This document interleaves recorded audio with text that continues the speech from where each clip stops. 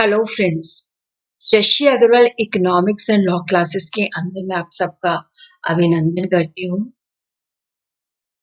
इस वीडियो के अंदर आज जो हमारा सब्जेक्ट है वो है पब्लिक फाइनेंस, जिसको हम सार्वजनिक वित्त भी कह सकते हैं, और जिसके अंदर हम पूरा जो सार्वजनिक ऋण का पूरा चैप्टर है उसका अध्ययन करेंगे। सार्वजनिक ऋण का मतलब क्या होता है, सार्वजनिक ऋण और निजी ऋण के अंदर डिफरेंस क्या है, सार्वजनिक ऋण का महत्व क्या है, सार्वजनिक ऋण के स्रोत क्या है, सार्वजनिक ऋण को हम किस तरह से वर्गीकरण कर सकते हैं, सार्वजनिक ऋण का जो बोझ है उसको हम किस तरह से माप सकते हैं और उसका प्रभाव क्या पड़ता है, ये सारी चीजें हम इस वीडियो के अंदर जो है स्टडी करने जा रहे हैं। अगर आपको मेरी ये चेष्टा सही लगती है तो इस वीडियो को लाइक कीजिए, शेयर कीजिए और मेरे चैनल शशि अग्रवाल को सब्सक्राइब। तो ये मेरी ऐप है, एडमिशन ऐप है, जिसको आप गूगल प्ले स्टोर से डाउनलोड कर सकते हो। ये जो ऐप है commerce, economics and management students को फ्री स्टडी मटेरियल और फ्री मॉक टेस्ट प्रोवाइड करती है। उसी तरह काफ़ी सारे स्ट्रक्चर कोर्सेज भी अवेलेबल करवाती है। तो पब्लिक फाइनेंस का इंग्लिश और हिंदी के अंदर दोनों के अंदर कोर्स ये उपलब्ध है। तो सबसे पहले हम देखते हैं कि जो पब्लिक डेट है, सार्वजनिक ऋण है, इसका मतलब क्या है। देखो, जो सरकार लोन लेती है, जो सरकार कर्जा लेती है, उसको हम सार्वजनिक ऋण कह देते हैं। सरकार द्वारा लिए गए सभी प्रकार के जो कर्जे होते हैं उसको हम सार्वजनिक ऋण कहते हैं। देखो, सरकार जो है अपना अतिरिक्त व्यय को, खर्चे को पूरा करने के लिए जब अलग अलग स्रोतों से कर्ज लेती है तो उसे हम सार्वजनिक ऋण कहते हैं।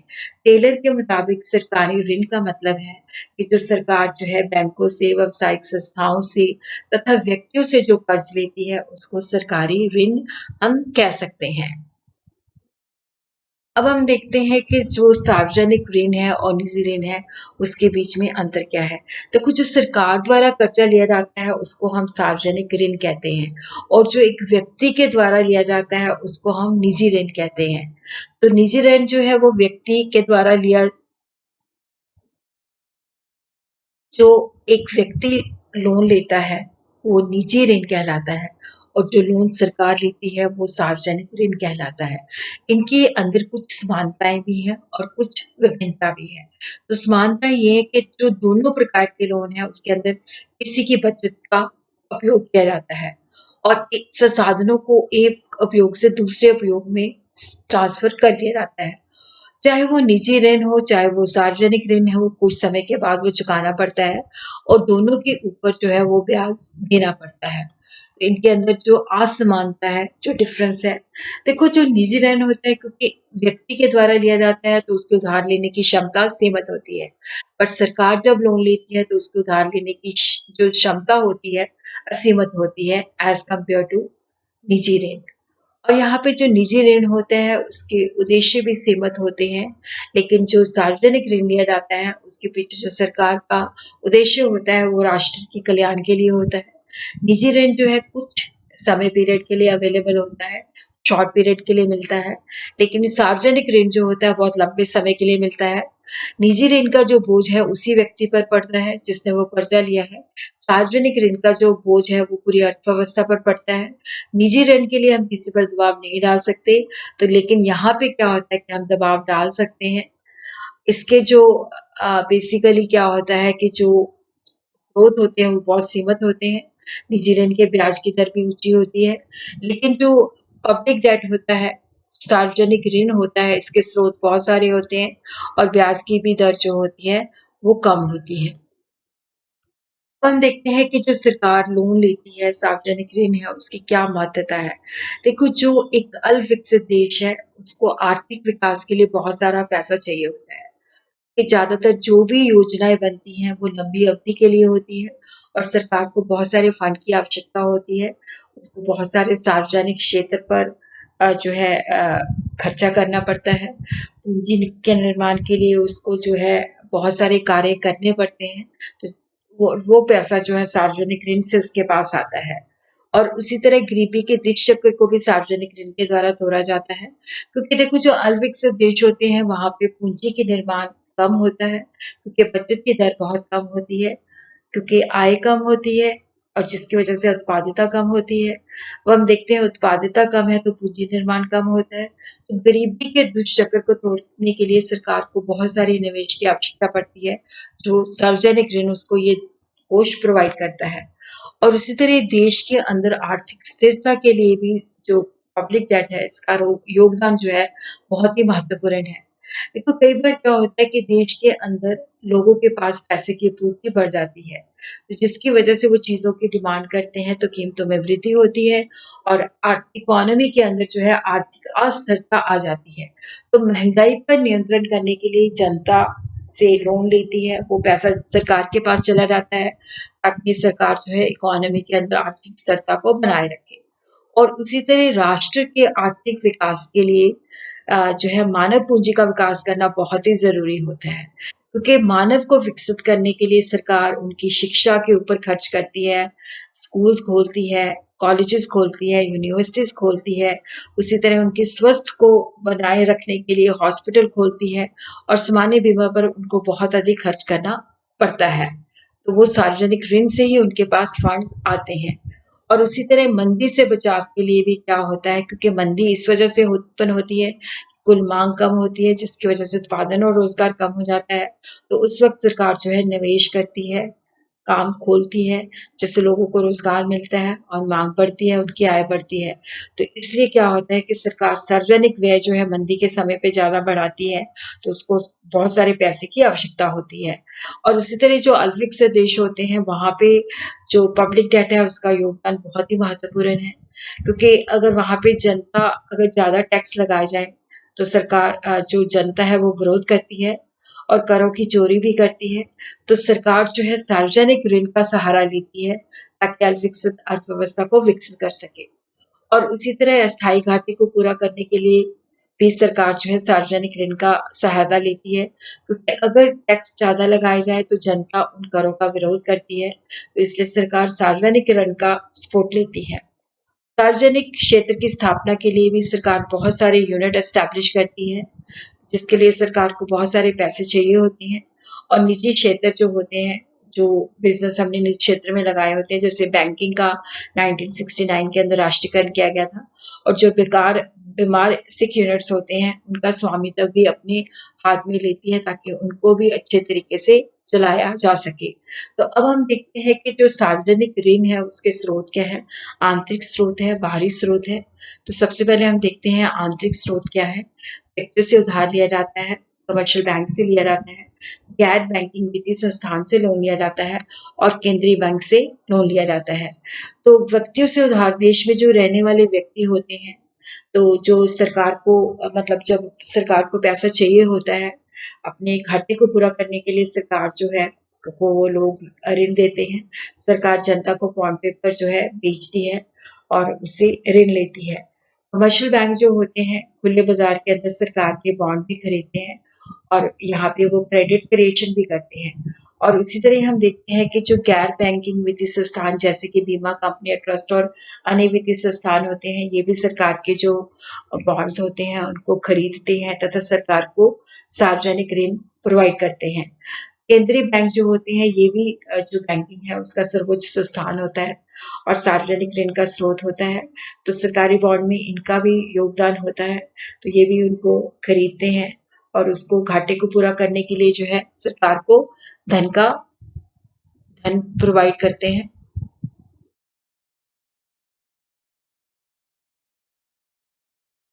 बाहरी स्रोत जो है जैसे इंटरनेशनल जो है वित्तीय संस्थान है, जिनको हम बेसिकली कह सकते हैं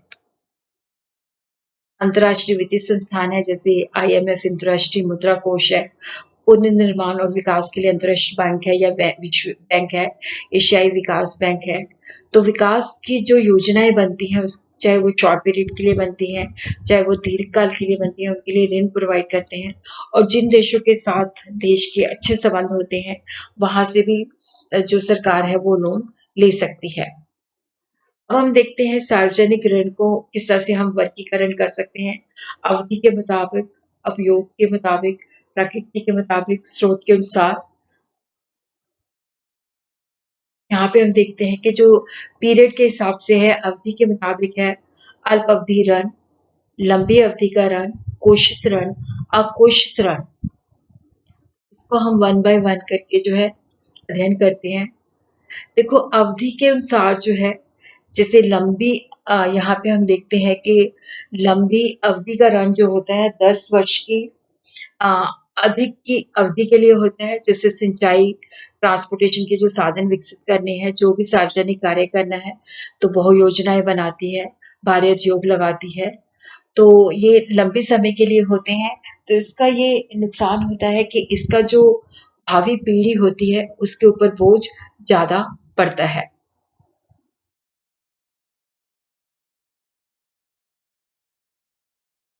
अल्पकालीन जो ऋण होते हैं, जो सरकार जो है लोन लेती है, 1 वर्ष से कम समय के लिए लेती है।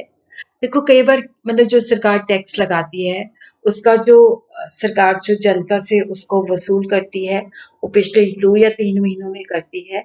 लेकिन सरकार को नियमित रूप से जो है सार्वजनिक व्यय खर्च करना पड़ता है और इसलिए सरकार को फंड्स की आवश्यकता पड़ती है। तो सरकार जो है शॉर्ट पीरियड के लिए लोन लेती है और इन लोन जो इस तरह के लोन होते हैं, इनको हम अग्रिम ऋण भी कह सकते हैं।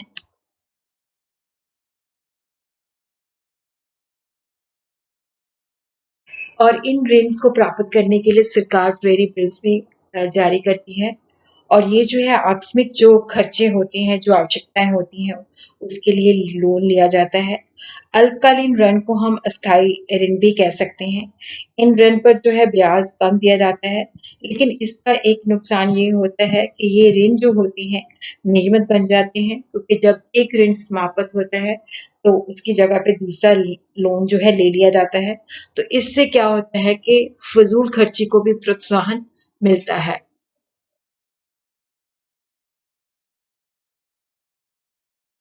इसी तरह ही हम देखते हैं कि कोशित ऋण जो होते हैं, तो यहाँ पे देखो जो कोशित जिनको हम फंडेड या इरिडीमेबल डेट कहते हैं, तो जब किसी ऋण की जो मूल रकम होती है उसको लौटाने के लिए हम सरकार को जो है प्रेशराइज नहीं कर सकते, तो उसे कोशित ऋण कहा जाता है। लेकिन यहाँ पे जो लोन होता है उसके ऊपर जो ब्याज होता है, उसका भुगतान जो होता है नियमित रूप से होता है और इस श्रेणी के अंदर वो लोन भी आ जाते हैं जिनका भुगतान बहुत लंबे अवधि के लिए किया जाता है। अघोषित ऋण होते हैं जिनके अंदर पूंजी भी वापस करनी होती है और ब्याज भी वापस करना होता है और पूंजी और ब्याज का भुगतान नियत तिथि पर करना पड़ता है। हम देखते हैं प्रयोग के मुताबिक, जिसके अंदर देखो उत्पादिक ऋण होता है, जैसे नाम से ही पता है कि ये उत्पादिक गतिविधियों के लिए लिया जाता है, जैसे उद्योग की स्थापना है, सिंचाई सुविधाएं हैं। और देखो यहाँ पे जो ऋण होता है सरकार जो है पूंजी निर्माण उसके द्वारा खर्च करती है, ऐसी संपत्तियां प्राप्त करती हैं जिनसे जो आय प्राप्त होती है वो ऋण और उसके ऊपर जो ब्याज है उसके लिए यूज किया जाता है।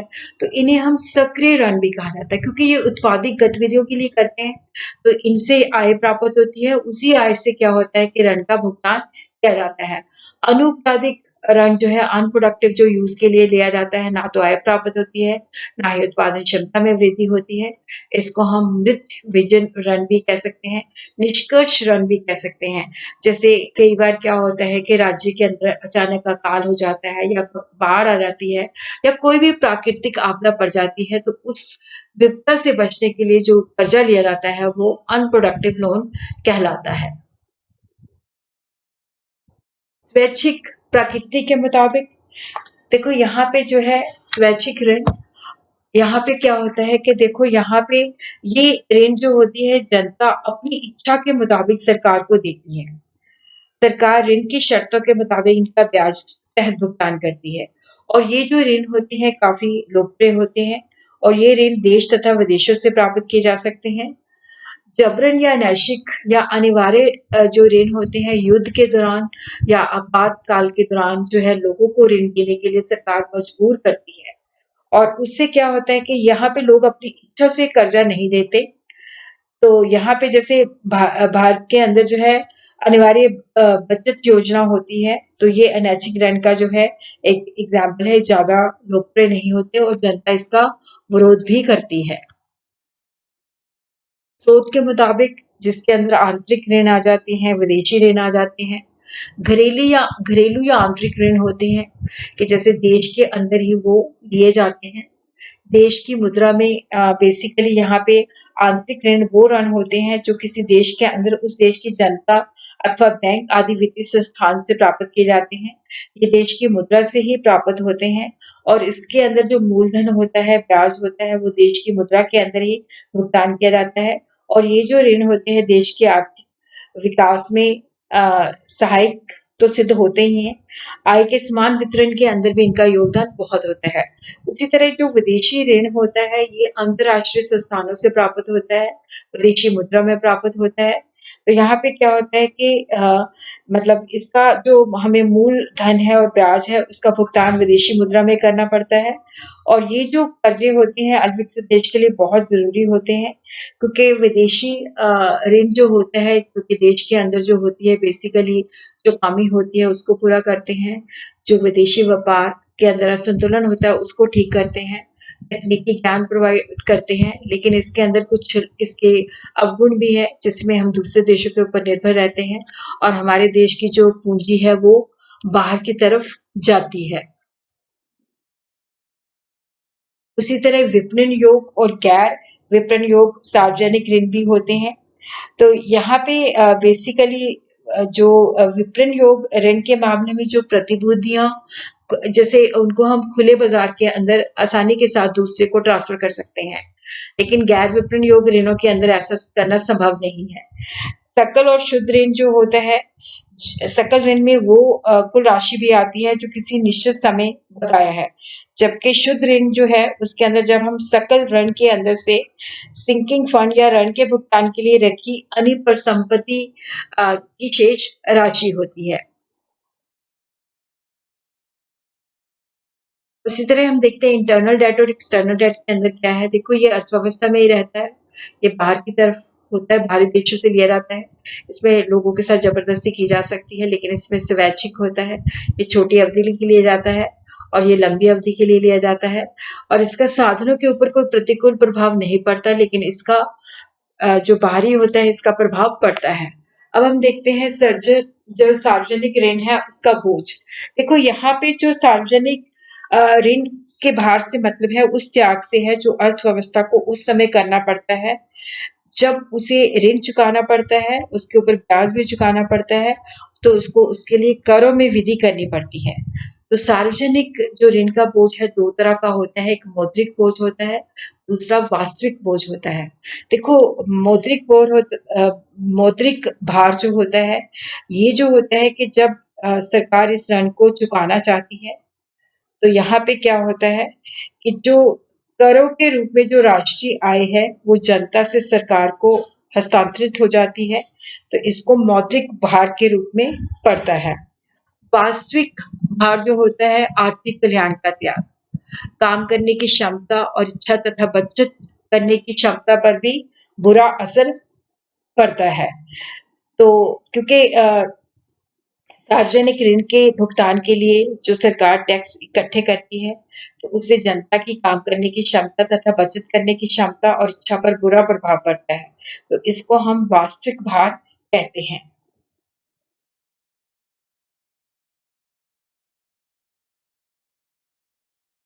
इसी तरह हम देखते हैं कि जो आंतरिक ऋण है, जो इंटरनल डेट है, उसका बर्डन किस तरह से है। प्रत्यक्ष मौद्रिक भार, तो इसमें हम देखते हैं कि कोई प्रत्यक्ष मौद्रिक बोझ नहीं होता क्योंकि ये विद इन इकोनॉमी रहता है, क्योंकि यहाँ पे जो आंतरिक ऋण जो होता है क्योंकि वो जनता से सरकार के पास चला जाता है, एक वर्ग से दूसरे वर्ग में हस्तांतरण हो जाता है तो पैसा देश में ही रहता है, तो प्रत्यक्ष धन का बोझ नहीं होता।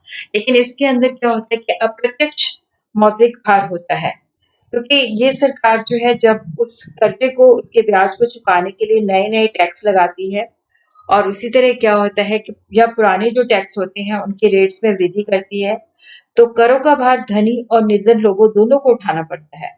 और अविकसित देश के अंदर क्या होता है कि अप्रत्यक्ष कर ज़्यादा लगाए जाते हैं और जिसका भार जो होता है गरीब पे ज़्यादा पड़ता है। तो सार्वजनिक ऋण का जो अप्रत्यक्ष मौद्रिक भार है, वो गरीब वर्ग पर ज़्यादा होता है। इसी तरह हम देखते हैं प्रत्यक्ष वास्तविक बोझ तो ये जो आंतरिक ऋण होता है, देखो इसको देते जो है अमीर लोग देते हैं, लेकिन इन ऋणों और ब्याज के भुगतान करने के लिए करों की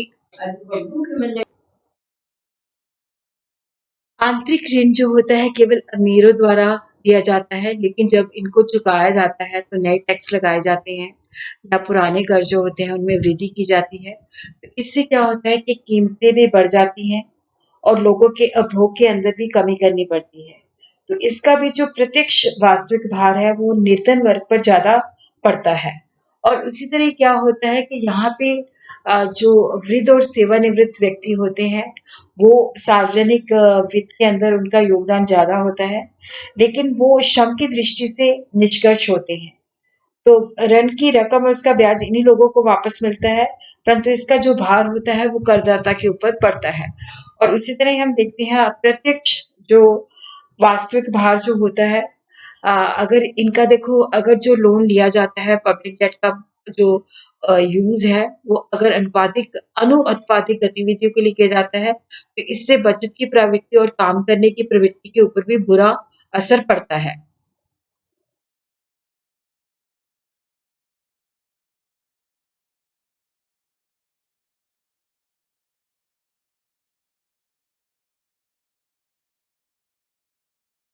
बाहरी ऋण का बोझ, देखो यहाँ पे बाहरी ऋण के अंदर प्रत्यक्ष धन का बोझ होता है, मौद्रिक भार होता है, क्योंकि इसमें जब हमने वापस करना होता है तो हमारा पैसा भी बाहर जाता है, और ब्याज भी जब हमने चुकाना होता है तो पैसा भी बाहर जाता है, और वो भी हमें विदेशी मुद्रा के अंदर करना पड़ता है।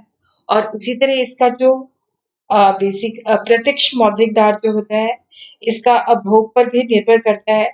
यदि इन्हीं ऋणों का उपयोग जो है अनुत्पादिक कार्य के लिए किया जाता है, तो इन्हें चुकाने के लिए भोग वस्तुओं का निर्यात करना पड़ता है।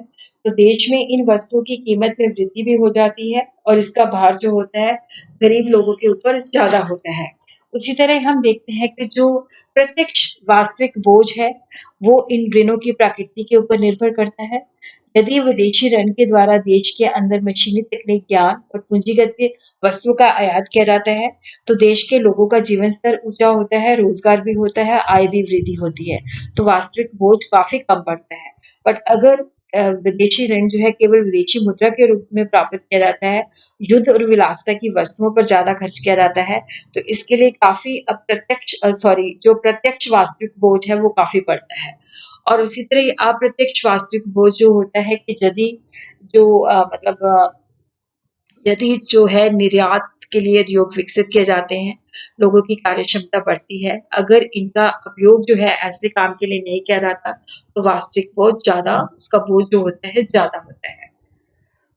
और उसी तरह सार्वजनिक ऋण के जो बोझ का मापन है, ऋण चर अनुपात, जिसको हम कह सकते हैं इनकम डेट रेशियो, इसको हम मेयर करते हैं सार्वजनिक ऋण, उसको हम राष्ट्रीय आय से डिवाइड कर देते हैं।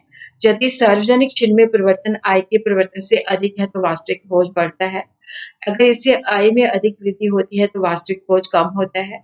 उच्च आय सार्वजनिक ऋण के बड़े आकार को देखो, अगर हम आय बढ़ती है तो सार्वजनिक ऋण ज्यादा लिया जा सकता है, और अगर राष्ट्रीय आय कम है तो सार्वजनिक ऋण जो होता है वो ज्यादा नहीं ले सकती।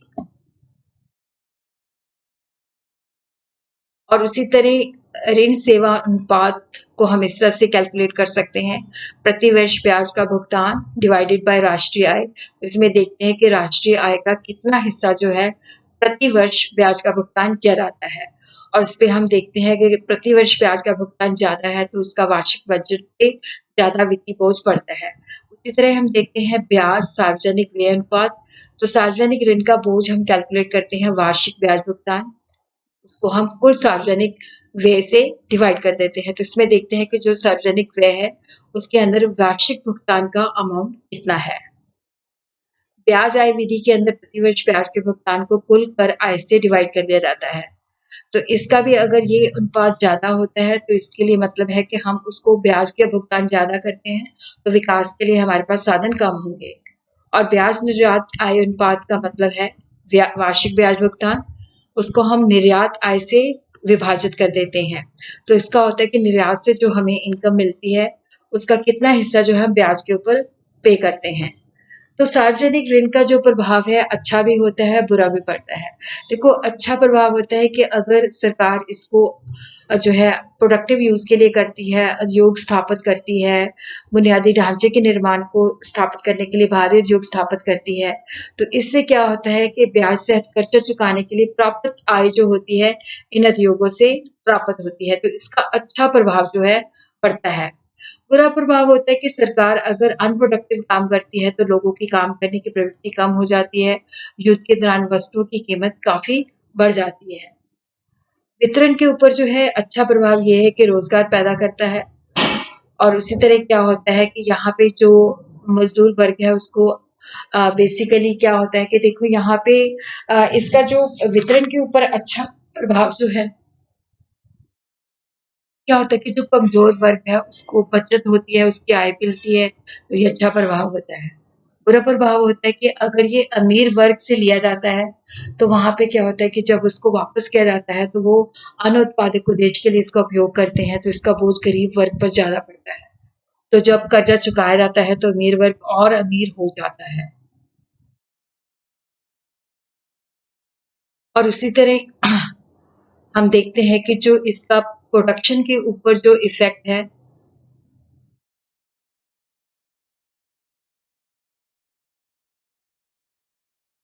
इसका हम देखते हैं इन्फ्लेशन के ऊपर मुद्रास्फीति के दौरान इसे रोकने के लिए सरकार जो सार्वजनिक बॉन्ड बेचती है तो जनता के पास पैसा कम हो जाता है और अगर मंदी के दौरान है तो पुनर्भुगतान करती है तो जिससे लोगों के पास पैसा आता है और जिससे मांग भी उत्पन्न होती है।